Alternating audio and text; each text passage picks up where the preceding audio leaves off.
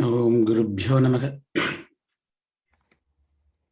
Om Namah Pranavartaya Shuddhajnanaikamurtaye Nirmalaya Prashantaya Dakshinamurtaye Namaha.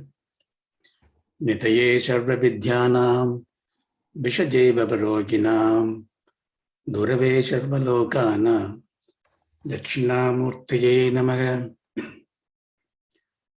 Narayanam Namaskritya Naram Chaiva Narottamam Devim Saraswatim Vyasam Tadojayam Udhirayet. Hare Rama, Rama Rama, Hare Hare, Hare Krishna, Krishna Krishna, Hare Hare, Hare Rama, Rama Rama, Hare Hare, Hare Krishna, Krishna Krishna, Hare Hare, Hare Rama, Rama Rama, Hare Hare, Hare Krishna, Krishna Krishna, Hare Hare. Hari Om. Namaskaram. Good morning. So we had the fortune of having satsang for quite some time. And following the wonderful Bhagavad Gita sessions, we started learning about Vedanta, at least the few introductory concepts of Vedanta. Then we took the Tattvabodha, the Prakarana Grantham, and we spent quite a bit of time on understanding that. Then we realized that Vedanta requires one's mind to be pure and intellect to be steadfast, focused. So we went to Patanjali's yoga school and learned Patanjali's Yoga Sastra, at least the part 1 and 2, a bit comprehensively. Then the natural question came into mind, like Arjuna had the question in the Gita. How are these yogis and tapasvis live? So we have infinite sages in India. They were, they are, they will be. And we saw the glorious life of the sages, few of them, briefly. And in all that we saw, the jnanam is propelled by bhakti. Therefore, we took another small text called Bhajagovindam. We had 2 or 3 sessions on that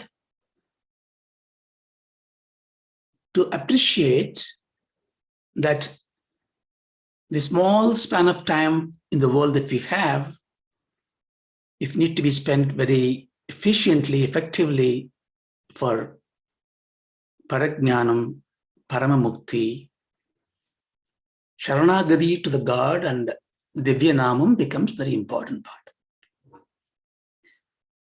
And some of us were lucky enough to be in the Sri Radha Kalyana Mahotsavam, which we had for the 3rd time.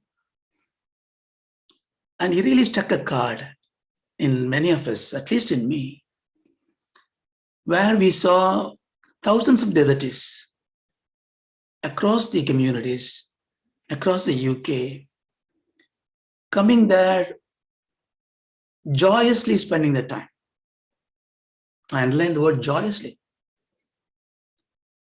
If you look at it, I mean, it was not a ritual, it was not a homam or a specific puja or Vedadhyanam or Upanyasam, just singing the name to the God. Why we were happy there? Because normally when we pray to God, our bhakti is making us as a vanig, a trader. Give me that, give me this. If you do this, I will do this. It's not bad. I mean, we need to go to God and ask for it. But that is not a pure bhakti. But when we are in this Nama Sangeetam, in the Radha Kalyana Mahotsavam or any such satsang, There is no protocol or no inherent view that we now ask for a particular blessing from the God, just glorifying the God. So therefore, it struck a card that if you can appreciate Nama Sankirtanam, if you can appreciate Bhakti, and if you can inculcate Bhakti, then it may propel the wonderful jnanam that we achieve by studying Vedanta come to fruition.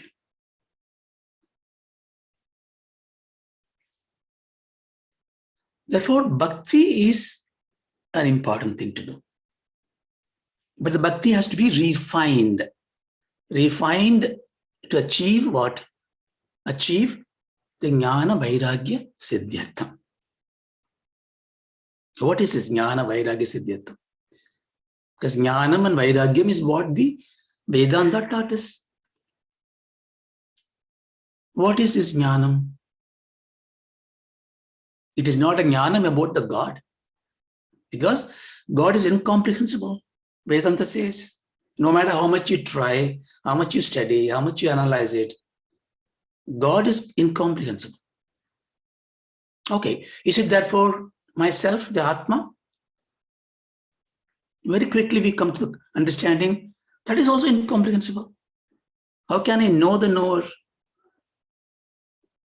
Therefore, it is a misnomer to think Jnanam going to give you the Jnanam about God, Jnanam about yourself. Impossible.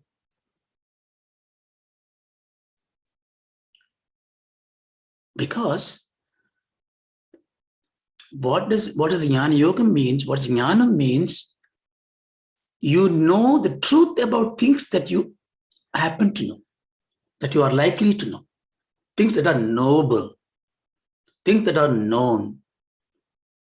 In the world, you can only see things that are known or knowable. That is, that you do not know yet, but you may know it. Now, that is knowledge. That's not jnana. But jnana is knowing the truth about that knowledge. So it is not about God. It's not about the Atma. All that comes later. So then this becomes a very, very important knowledge that we need to have. So I go after this world, I get things, I have knowledge, I have so much of knowledge about so many things. But what I do not know, the true nature of those things. So that is jnana. Now, and what did we learn in the Vedanta? The true nature of jnanam can be just look at one particular dimension. See, there can be things that can never exist in the world. In Sanskrit, it's called tucham. Tucham means unreal, cannot exist. So you don't go after things that are not existing in this world, do we? No. So that is not a problem. Ignore it. Therefore, you only focus on things that are existing in this world where we have desire to acquire them. Now, Vedanta says you classify things that are available in this world into two classes, Nityam and Anityam. So, Anityam means that which does not exist in the future, did not exist in the past, but exists now. Like what? Like this moment, this company, these people around you, this computer. This is Anityam because we know very much that this will decay, rot, go away. But it's real. It's not unreal. I'm not talking about mithya here. Don't worry about that. It is real, but temporal. See, so therefore, the Anityam is that which cannot have a permanent existence.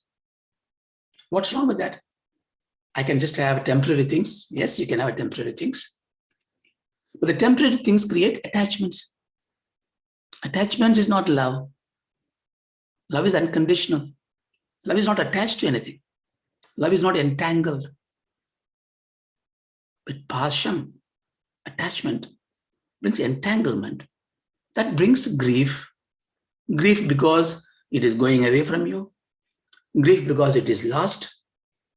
Grief because you are anxious to get it. So we saw all that. Therefore, yes, we need to go after the worldly things, but we must have the truth about these worldly things, that everything will go.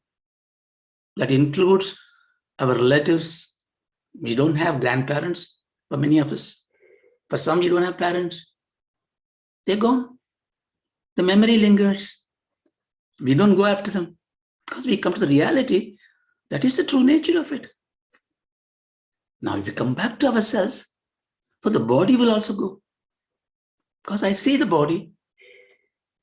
If I see it's an object, it will go. So the truth about the body is it will go. Anityam. So this is the jnanam. But this jnanam is not holding me in right track. That's because the moment I go out of this Vedanta discussion, this is forgotten, then I go after the things that are unreal as if they are real. So what is missing there is an application of this jnanam in the worldly affairs that is called vairagyam. So vairagyam is the application of this nitya anitya vivekam and reprioritize our priorities. That is, we have the ability to handle things in the world.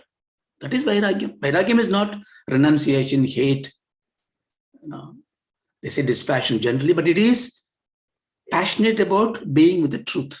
Therefore, everything becomes unrelated. Now, all this is beautiful. We can learn that logically, very, very comfortable with us. You can read, learn until the cow comes home.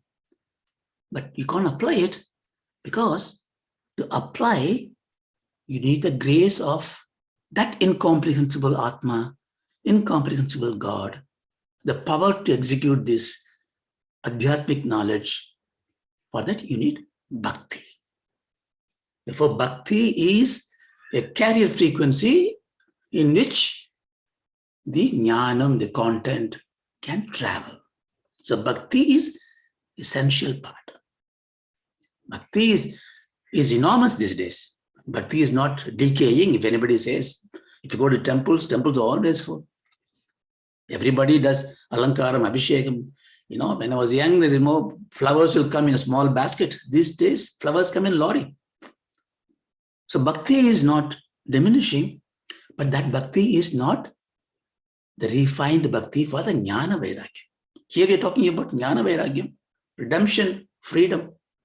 That bhakti is rare. That bhakti is not there. So is there a way to get that bhakti? That is where we come to Bhagavan Nama, Divya Nama Sankirtanam. See, I'm going to spend today a little bit more time on the context because the subject that we are going to take is the glory of Bhagavatam, not even Bhagavatam, the glory of Bhagavatam. But I would like to take some time today to set the context. Many of you are already scholars in this, I know. Many of you learned this. Many of you have got there's so much knowledge in the internet. You know it.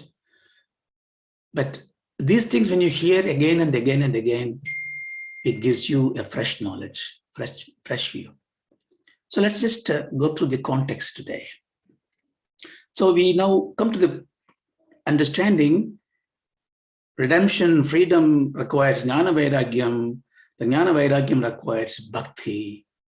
But why does the bhakti doesn't come very easily? See, we are all blessed. We are all blessed. God is already giving us anugraham. You know, don't ever complain. God is not looking after me. God is looking after you. It doesn't mean you win a lottery ticket. That is your prarabdham, that's your punyam. If God is bestowing grace on us, it means sat pravritti is there. We are doing good things. We think good things. We are in satsang. You're talking Sunday morning, a beautiful day, not running around in the garden, but we are listening to this. That means God is giving grace to us. So we are already blessed. But this is coming because from our parents' education, parents' guidance, Guru Kataksham, our Purva Janmam, we have been doing or following a virtuous life. Dharma becomes an important point. So therefore, to have bhakti, you need dharma. Dharmo Vishvaya Jagat Pratishtha, Vedam says, dharma in which the world is established. In Ramayana, when Dasharatha is requesting Rama to go to the forest, and Rama immediately leaps and try to get out, and Lakshmana joins him. But Lakshmana says, look, brother, don't you go. You have every right for this. Let me go and put this old man in the prison. I'll get you back into this room.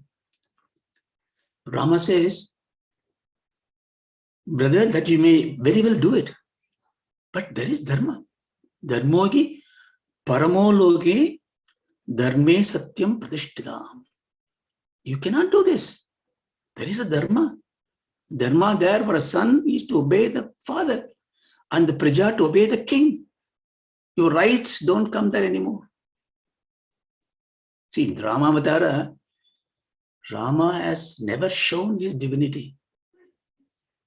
He was leading a very pious, virtuous, it's like a jingyasu, like a mamukshu. Of course, Mandodari, to certain extent, of course, all the rishis, Anjaneya, Sugriva, and Vibhishana, what few people know the divinity in Rama, but he led a very ordinary but holy life. Dharma, that's why you call it Maryada Purushottam. See, Dharma requires satsang, Dharma requires teachers, because Vedantam gives you bodhakam, it gives you jnanam, it gives you knowledge, truth. But it does not tell you how to conduct yourself. Dharma means acharanam. Acharanam means discipline. You need acharyas to show how to conduct life. You need acharyas, you need gurus. Gurus in the form of Mahaguru, in the form of father and mother, and teachers and good people.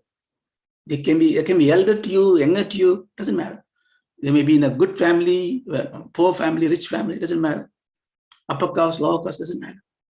If they are able to do a virtuous life, show virtuous life, we take from them. Dharma charan. But how does the dharma comes into us? What do we have to do?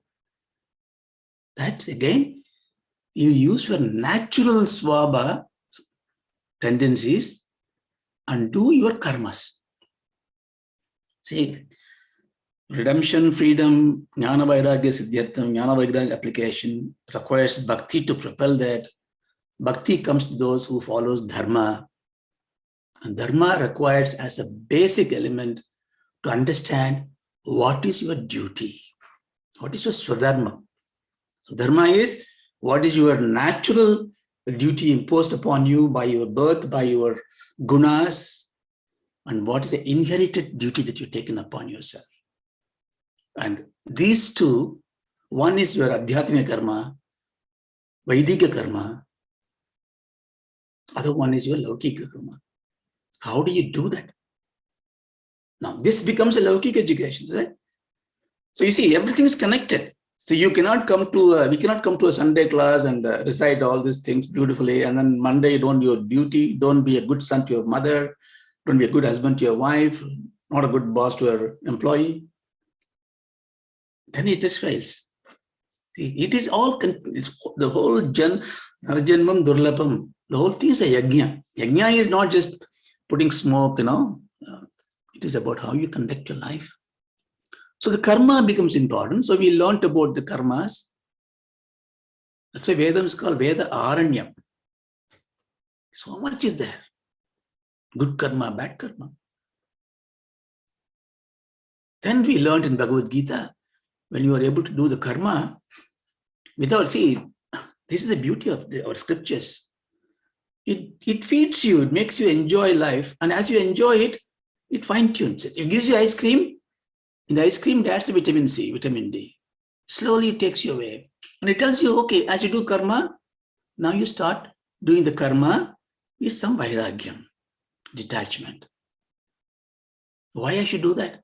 Because when you do karma, you expect results, expectation creates anxiety, blood pressure goes up, you don't expect anything, accept everything else. Therefore, it becomes a karma yoga. Bhagavan beautifully says, 3, 4, 5 chapters. But then how do I do the karma yoga? It doesn't come naturally. Yeah, there is a way to do it. Go and do seva.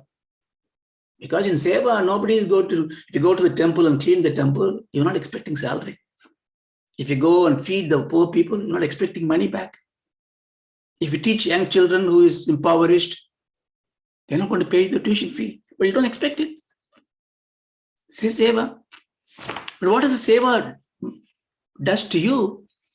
It does to you to understand karma yoga from karma. Because when you start teaching, start cleaning the temple, start nursing the wounded, start counseling the depressed, you know that they're not going to give you anything back, but it gives you shanti. Now you do the same seva to yourself. When you go to job, you do the same thing. Don't expect things. So we learned all these things. So you can see, therefore, now, still we are not able to appreciate it because the populations, the Narajanmam is so vast in variety, in capacity of understanding things. There are people like me who are, manda buddhis. They don't understand all this. I don't understand all these things. Karma yoga, I don't understand. The words are difficult for me. Give me some simple things. Show me examples of it. That is where the Puranam comes into picture. So Puranam in Hindi means simply old. Also literal meaning in Sanskrit is old. The Puranam is new, eternally new. Upanishad says, Itikasa Purananam Panjamam Veda. It's the 5th Veda. So, Pura Nava Api. Pura Api Navam. Even old, but it is new. So in Sanskrit, Puranam, Lakshartham means it is new. Literal meaning is old. Both are correct. It talks about the old things, old life, but it is new. How can something be new? When you say modern algebra, it is 1920s, but is it still modern? The name still sticks. It's no more modern. It's gone. A different algebra came now. But something which can be always new is something which is always fresh. What can be always fresh? Sanatana. That which is always fresh. Sanatana means Sadhabhava, what always exists. Satyam, truth. Remember Vedanta. Therefore, if it is truth, it is Satyam, it is always fresh. It doesn't change. It's always fresh. Therefore, Puranam therefore reveals Satyam. But Satyam, you're coming back to the bombastic words. Satyam, Mithya, all this, I'm not really comfortable to listen to. I say, no problem. I will tell you over stories. I will tell you over histories. Idihasa means this happened in history. So that is what we are going to do. Understand Purana Lakshana.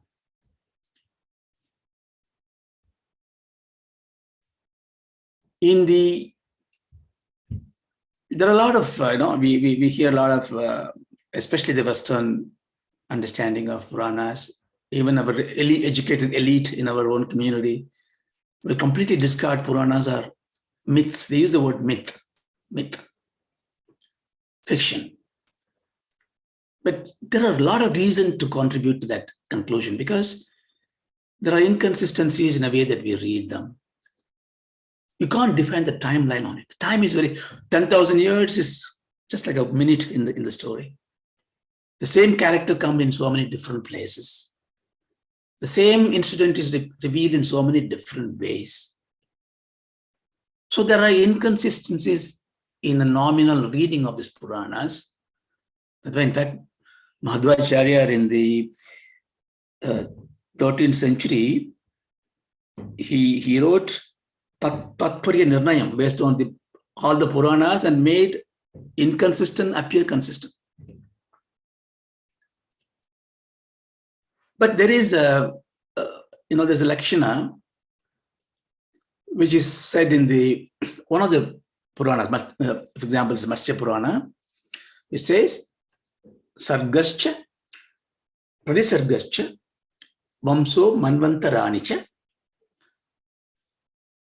Vamsyanucharitam Chayeva Puranam Panchalakshanam.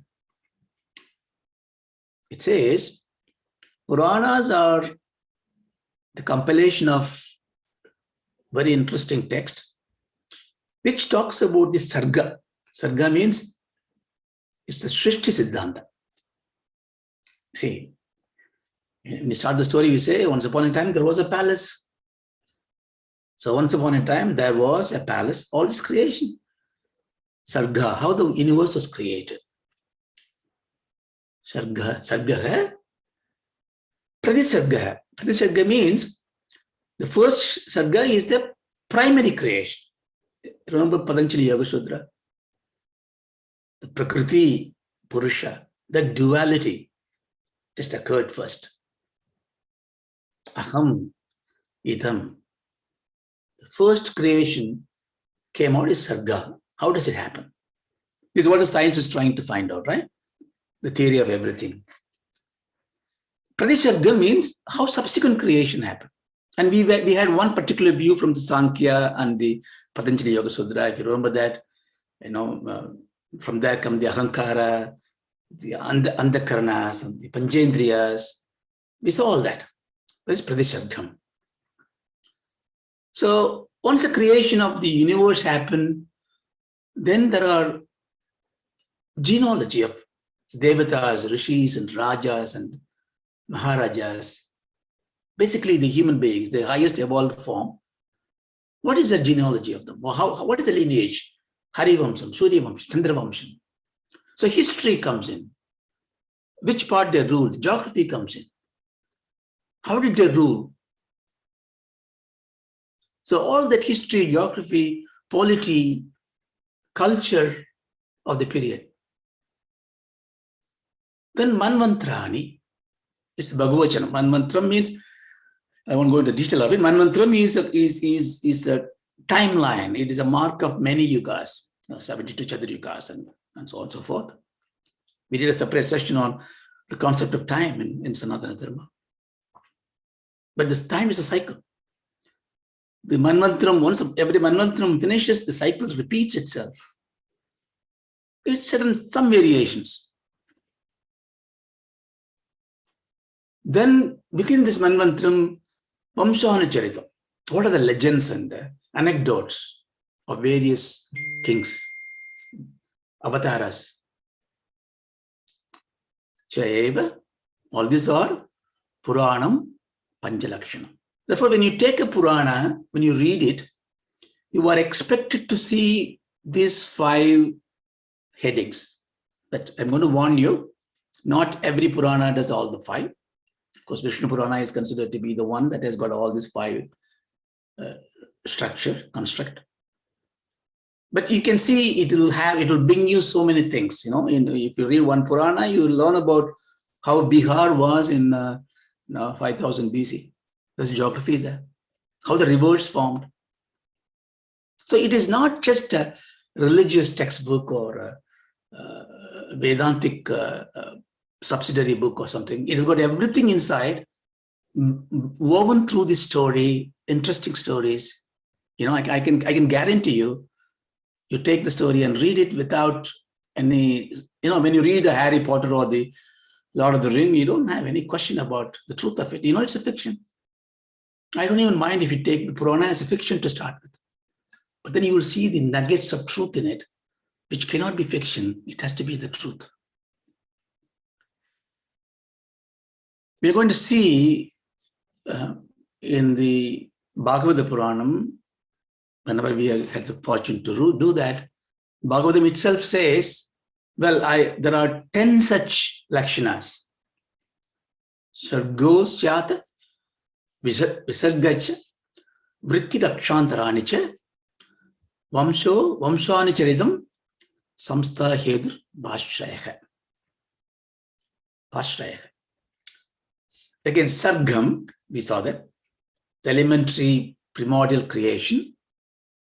Bhagavatam says this. In Bhagavatam, when you read, when you listen to, you're going to have not 5, the 5 elongated to 10. That's why it's called Mahapuranam. You will see how. Sarga, primary creation. Visarga, secondary creation. Then it says Vritti. Vritti is the sustenance. How does a creation sustain? What is the means of livelihood? Kamartham. How does it happen? Raksha. How are the devotees are protected? How things are annihilated, how are preserved? Then Antarani. This is about the Manvantras. Manvantarani. Vamshaka. How the dynasties are working. Vamsanu Charitaka. How the lineage deeds, what is the glory of those each Vamsam? What do the kings do? Even it has got history. Kanishkas and the Guptas, all that is there in Puranas. Then it moves into Samstha. Samstha means layam, dissolution, destruction. How does this creation, when the Manvantaram finishes, how does it get back into this layam? Then it gets into the nitty-gritty. Hetuhu. What is the cause of this creation? What is the cause of the destruction? It goes into the more Vedantic context of it. Then Apashrayaha. Apashrayaha means basically it's our way out. What is the way for us? Ultimate recourse for us. So here you can see there's such a difference in Bhagavatams. Bhagavatam is a Purana, but it is a Mahapurana, the way that it's being constructed of it. But before we have an opportunity even to study in these sessions or go and listen to the Mahatmas who gives us so much of wonderful lectures, it is better. I mean, every lecture, if you go, anybody who gives, it will going to involve you. But here we are not doing a Shaptaha Yajnama or anything. We are learning. We are learning. We want to learn this because the rasam, the alankarams, and maybe some vyakaranams and the anecdotes and as Balaji said, the case histories of some people. We can do all that thing. But slowly, no hurry. So in this line of Shruti, the Smritis gives you, Smriti is like Bhagavad Gita. How many times you listen to Gita, it is so engaging. Very few of us understand it fully. Even Bhagavan goes down to the level of what you must eat, what you should not eat. But still, I think some difficulty there. But using that as a cord, as an umbilical cord, Shruti and Smriti's Tatparyam, we have a number of Puranas. See, the Puranas, as I told you, you can hear, like, for example, Sthala Purana is there. Sthala Purana is the Purana of a temple. There's something called Kula Purana. Kula Purana is about a kulam. There are stories or comprehension about it. But here we're talking about Puranas, Mahapuranas. And there are 18 such Mahapuranas are considered to be very important. The first one is called Matsya Purana. It has got, some say 14,000, some say 50,000. So I'm going to give you some stat just to give you the scale of it. You don't need to remember all this. You can go to the internet and find all those stuff. But I want to give you the breadth of it and the scale of it. So Matsya Purana is about God's avataram as a fish. But it's not just sticking to this, It's kind of a free text. How this Purana, of course, it is given to attribute all the Puranas to Vyasa. We'll talk about Vyasas later, but we all owe all our life to Veda Vyasa because Vyasaya Vishnu Rupaya. So he's Vishnu Avatar himself. He's called Veda Vyasa because he assembled the Vedas, which was one big saga he made into a Vyasa. He was born to Parashara. So he's called Parasharya. Or Satyavati, her mother. So sometimes he's called Satyavati Sujaha. And he used to stay in a cave, which brings what's called in Tamil Elandepara, Badri, kind of a plum. So Padarana. Krishna is also dark in color. Krishna. Dvaibhayana. He born in an island in the Yamuna River. So many names. So we will learn about Vedavyas. So he's written this one, but it's a Chiranjeevi because the Puranas, when the scholars study, they see differences in the timeline. You have events described in as late as 10th century, 11th century AD. So how could Vyasa wrote that? Thing is, Vyasa always exists. But the simple way we can understand is whoever is written is a Vyasa. We take it that way. So the Matsya Puranam it's not in any order I'm giving. So it has got 291 chapters, and it talks about the Matsavadaram, but also talks about Shiva, Parvati, Shiva's Tripura Samhara thing. So many things. Then you have Kurma Puranam, 17,000 verses. Again, here it talks about the Vishnu's avatar, but talks about Shiva as a supreme god. Strange. It'll alter. Some Purana says Vishnu is a great god, some say Shiva, some says Skanda.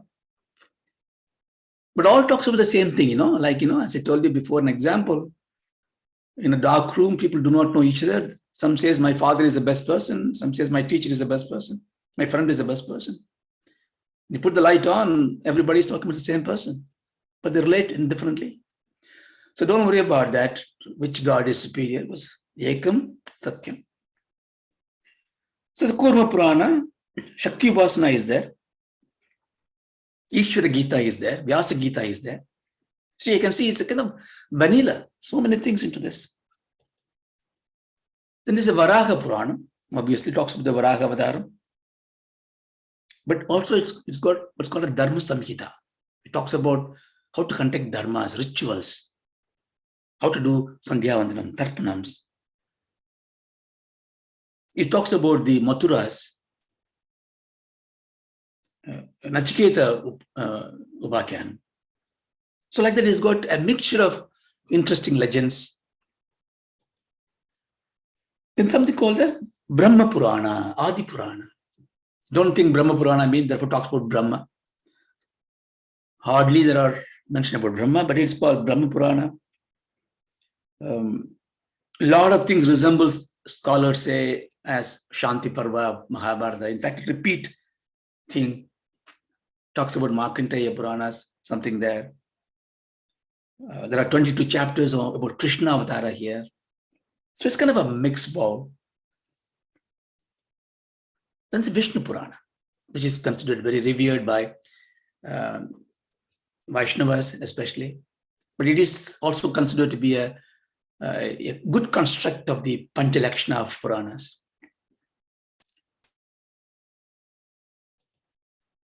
Then Padma Purana, which we will talk in a bit detail. A purist will say Padma Purana. The world is considered as a Padma. So that is, it describes the world. It's 55,000 verses and 5 different chapters. And this is where we are going to see the Bhagavata Mahatmyam. Shiva Parvati Vicharam is there. Talks about Ekadashi Vradams. Talks about 25 different Ekadashis. A different version of Ramayana is there. Gita Mahatmyam is there. And each chapter of Gita is given a story and a Mahatmyam. So it's kind of a legend about all the Puranas. Then there's a Garuda Purana. Some of us might have heard about this because the chapters of Garuda Purana is always recited at some stage in life. It contains largely the discourses between Bhagavan Sri Hari and Garuda. Garuda asks questions and Bhagavan answers them. Ayurveda is there, polity is there, gemology is there, Ratna Vijnanam it's called, it is there. And Preta Kantam is there. Pretam, Pretam is, what is Pretam? We get afraid of Pretam. When somebody is dead, we say Pretam. Sariram plus Pretam is what we are. Sariram is that which is made of the Panchakosha. Gross. When Sariram is gone, what is left out is again made of Panchakosha, but with the Hankara there, attached to prana is the Preta. That is what we call in Tattvabodha, the subtle body. Chito Apasam, Chitabhasam. That has got a journey. So this is something which normally people recite in the final rites are finished on the 10th day or 13th day. They take Garuda Puranas, Pretakanta chapters, and they tell you the two reasons they talk about it, because one is to, of course, to give you the knowledge, but also to inculcate. You see, imagine now you look at me, I'm wearing a shirt and a particular shirt and a particular dress, and you talk to me and I get angry at you and I say something which you don't like it. Now I go back and remove my shirt and come back. I'm a different person. I'm still the same person to you, the same person who got angry at you. So you identify with me, the angry man, no matter what shirt I wear, because the same person. Same way, the body is gone, I'm still the same person. My Pretam, my Chitabhasam, my subtle body, or you call it the Jiva, wandering Jiva, is nothing but exactly the same. So therefore, there is no need to worry about Pretam or ghost, because the same person it is. But what happened is, whatever I was looking for in this life, in this world, with this body, and the body is gone, I still look for those things, but I am now handicapped because I don't have a body. If I haven't got the jnanam, I'm still the same person, minus body, handicapped. But the most important need is water and food. So I know I can drink the water in the Ganges. I know I can eat the food from the trees, but I need a body for it. Forget the God. I want to get another body. Therefore, I look for a body. But there is a transition time. What do I do? So who will feed me? Then I look up to my children, my relatives, who I fed for many years in my life. I look up to them, give me food. But the God is compassionate. God is giving me food through the light, because all the food comes from the sunlight. That's why sun is called the Pitta. But sun is Prana Shakti, Parama Shakti. So this Chidabhasam cannot stand in front of the sun. Therefore, the Pretam, the attains the status of Pitur, goes to the reflected sunlight of the moon. So it stays in the sunlight, moonlight, and eat the moonlight. So it doesn't depend on us all the time. Of course, it depends on us, but it is okay because it gets something from the moonlight. But come the Amavasya, the moon is gone. That's why we do Tarpanams on Amavasya. In fact, Shastra says you do every day. And that's why in Vedanta we said, Panchakarma for the family member. Every day you make the food. The cooked food is very different, you see. Cooked food in our acharam can be only given as a prasadam, naivedyam to God and the aditis, and seva, dhanam to others. You cannot sell. That's why typically you should never sell food. I mean, this is, I'm talking about those who are purist. So, never mind. So every day we cook food and give it to the God, do the naivedyam, and then you do in the mind, please let this food reach my ancestors, my grandfather, father, or those I do not know, because my body is from them.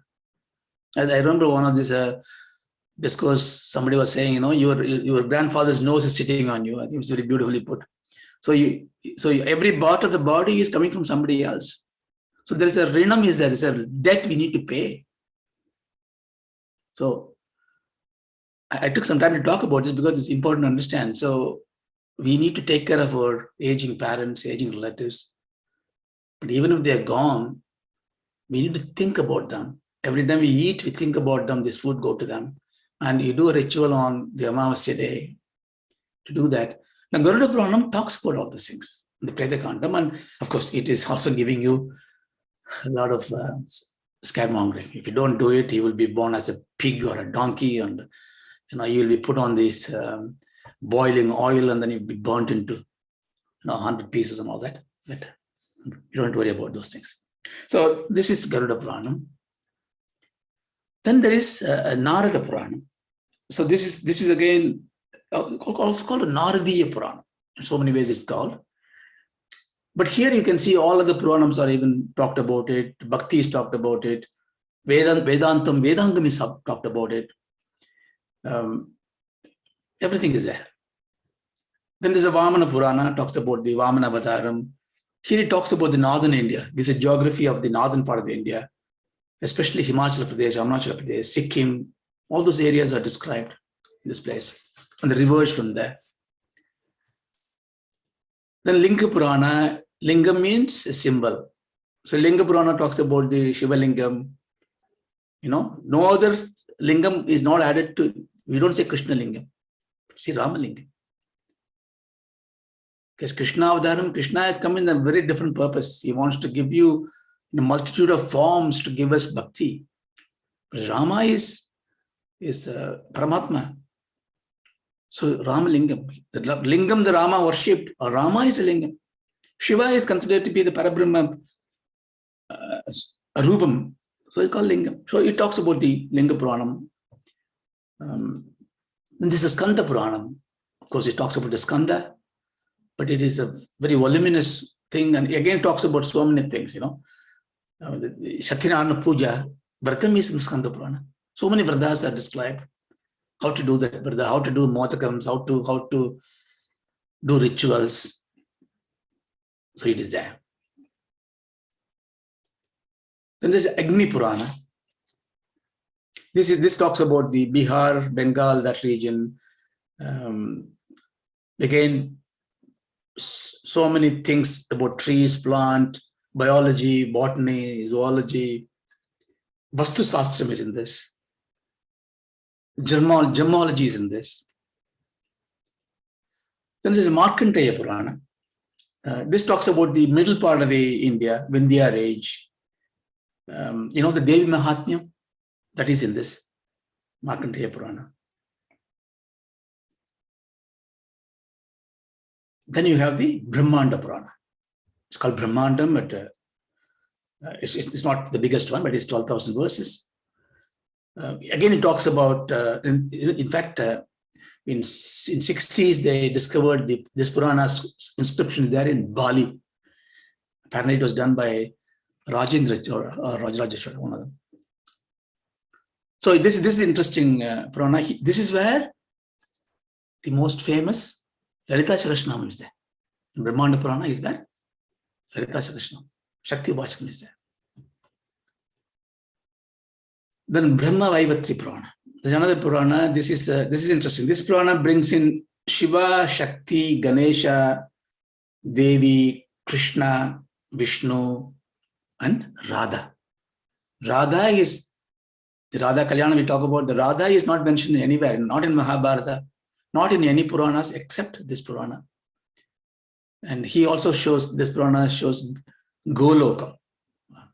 Says Krishna's logam. In fact, this Purana is written with the view that Krishna exists. Krishna is a Paramatma. Narayana is Krishna's manifestation. Ganesha is Krishna's manifestation. What is in the name? In fact, Dhruva Charitram, which is in Bhagavatam, for example, Dhruva Charitram is much before Krishna Avatar. Dhruvas, Krishna Keldam. He talks about Krishna Premi in Dhruvas.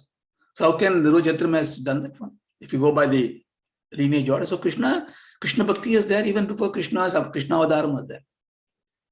So name, it's just a name. So then you have Vayu Purana. This is where I think South India is described very heavily. Then you have Bhagavata Purana. There's a story about, I don't know how much time we have today. Let me just check. Okay. The Bhagavata Purana, the story legend goes, all these are written by Vyasa. He has written all the Puranas, but he was still disillusioned. He's not happy, distressed. And then Bhagavan Narada comes to Vedavyasa. Because Bhagavan Narada also, we talk about Narada's life later. Narada also disillusioned. You see, this is important to understand. You can be a great Mahan, but you will have grief.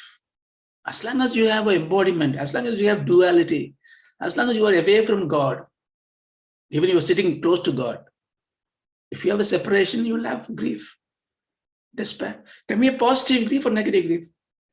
You know, Vaishnavas used to believe Nitya Suris, they are there all the time, seeing God.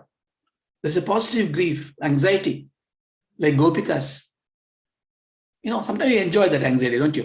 You know, sometimes you want to do the bungee jumping, you want to go up to the thing, rope tie up. That moment before you jump, that anxiety, you like it, right? But that's grief anyway, it's grief. So Narada had grief, and Narada was given in a few lines the essence of Bhagavata by Brahma. He talks about his father, Lord Narayana, the Parabrahma. The Narada tells Vyasa, look, you have done all this. And finally he finishes Mahabharata, full of problems, so many emotions there. Then he wrote some Puranas with so many different things. But there's nothing which brings the essence of it. So you're right. So we talk about it later. So that's why Vyasa wrote the Bhagavata Purana. It's called Shrimad Bhagavatam. This is the only thing which had the adage Shrimad. Shrimad means entwined, embellished, accompanied with the Shri. Shri here is Jnanam, Brahma Jnanam, Atma Jnanam, prosperity, Shreyas, fulfillment. Bhagavataka itam Bhagavatam. Whatever talks about Bhagavan is Bhagavatam. So, Shrimad Bhagavatam is a Puranam which apparently Vyasa wrote after finishing all his compilation of Puranas.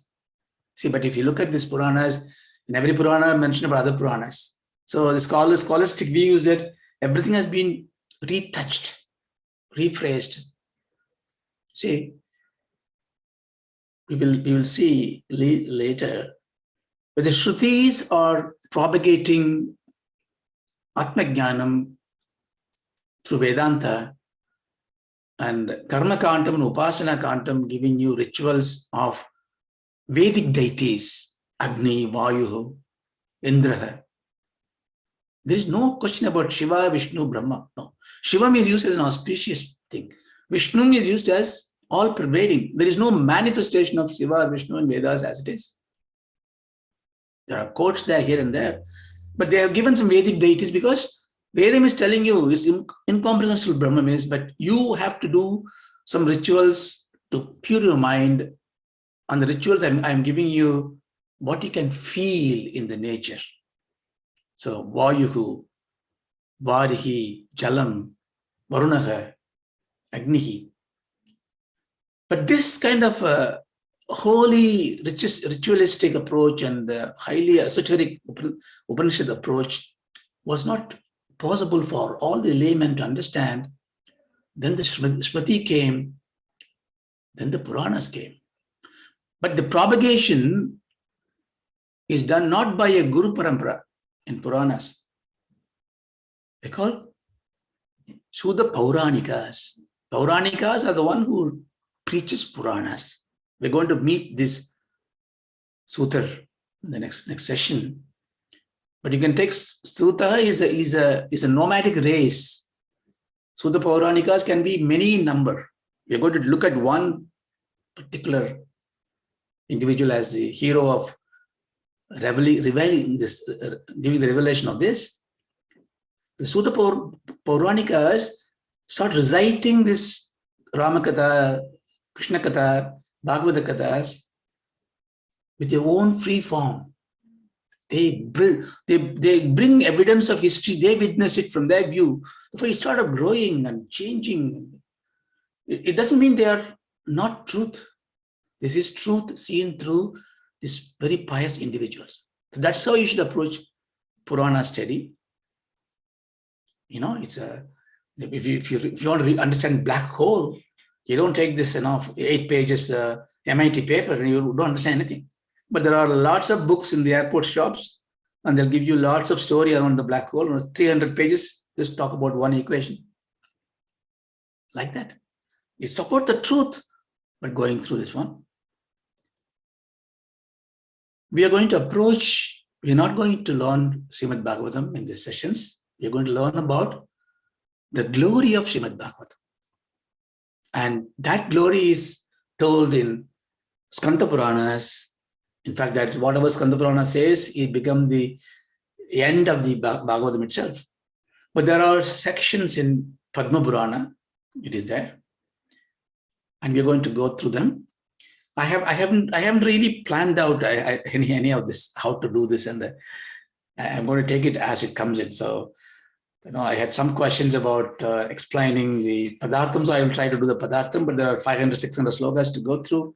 Padartham will take a long time, but we will see. We will say, I want us to go through, because I'm going to learn with you. So it's not that I am a knowledgeable person. Please don't ever think. I'm also learning with you.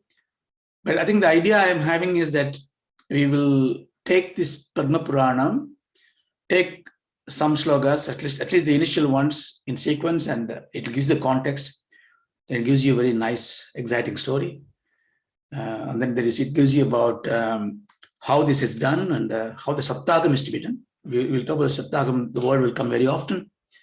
What is Saptagam rules, how it is done. And then we take the liberty to skip some slokas or not to see Padarthas, but without missing those things. So I am expecting maybe this will be finished maybe in 10, 12 sessions, I don't know. So by end of those sessions, I am hoping that, like you, I will have revitalized interest to listen to Shrimad Bhagavatam. There are great acharyas preaching.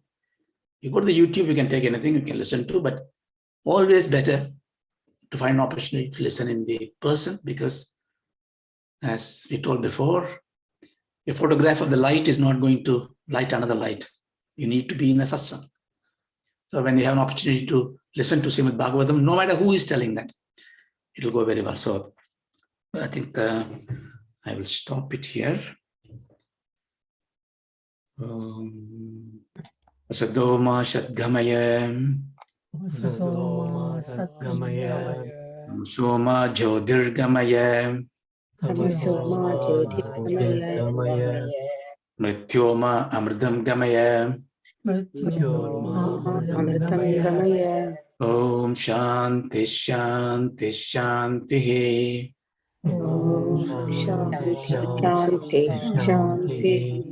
Hari Om Tassada. Thank you, Raja. No problem. Thank you so much, Raja sir. Thank you so much. Bye, Raja. Thank you, sir. Thank you. Thank you, sir.